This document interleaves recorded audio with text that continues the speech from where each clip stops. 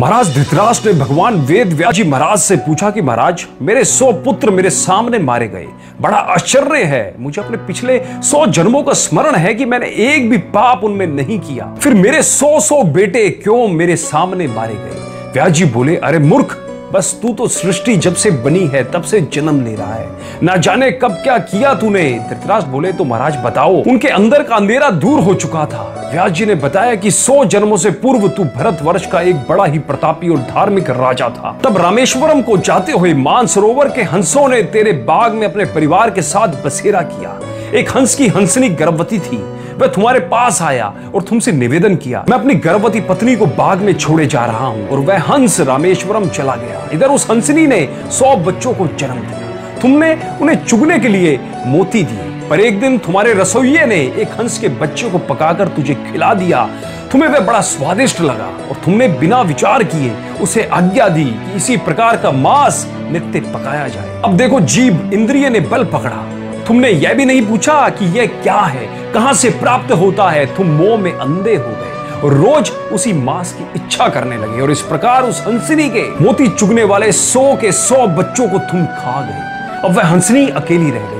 हंस रामेश्वरम यात्रा से वापस आया तो हंसनी से पूछा कि ये क्या और कैसे हुआ। उसने कहा कि राजा से ही पूछो। हंस ने राजा से कहा कि तुमने मेरे 100 बच्चों का मांस खा लिया।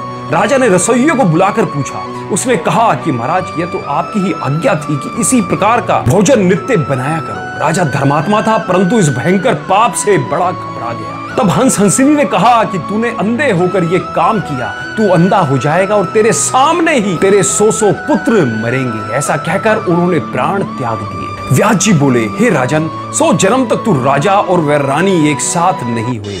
अब तुम दोनों इस जन्म में राजा और महारानी बने हो, तो यह घटना घटित हुई और उस जन्म के उस कर्म का फल तुम्हें भोगना पड़ा। दोस्तों, जिंदगी में खुद से किया गया या किए जाने वाला कोई भी काम हमारा कर्म होता है, और कर्म 2 प्रकार के ही होते हैं, या तो अच्छे कर्म या फिर बुरे कर्म। और ये हमारे कर्म ही होते हैं जो हमारे आने वाला कल बनाते हैं। इंसान का भविष्य इंसान के किए जाने वाले कर्मों पर निर्धारित होता है। यदि कर्म अच्छे होंगे तो उसका फल भी अच्छा ही मिलेगा, और यदि कर्म बुरे होंगे तो उसका फल भी बुरा ही होगा। दोस्तों, इस कहानी से मैं आपको यह समझाना चाहता हूं कि जो इंसान जैसा कर्म करता है उसे वैसा ही फल मिलता है। जब हम किसी का बुरा सोचते हैं या करते हैं तो उसका बुरा हो या ना बुरा हो, लेकिन बुरा सोचने वाले का या बुरा करने वाले का जरूर बुरा होता है। कहते हैं भगवान के घर देर है अंधेर नहीं, आज नहीं तो कल हर इंसान को अपने कर्मों का फल भोगना ही पड़ता है। जो किया है वो एक बार उसके साथ भी होगा, यानी जैसा करोगे वैसा ही भरोगे। जो इंसान किसी दूसरे के साथ बुरा करता है उसकी जिंदगी में वह बुराई लौट कर अवश्य आती है। ठीक इसी प्रकार जो इंसान किसी दूसरे के साथ अच्छा करता है उसकी जिंदगी में वह अच्छाई भी लौट कर जरूर आती है। खैर दोस्तों, मुझे लगता है कि आप इस कहानी का सार समझ चुके होंगे। अगर समझे हो तो कमेंट के माध्यम से अपने महत्वपूर्ण मूल्यवान कमेंट हमें जरूर लिख के बताइए।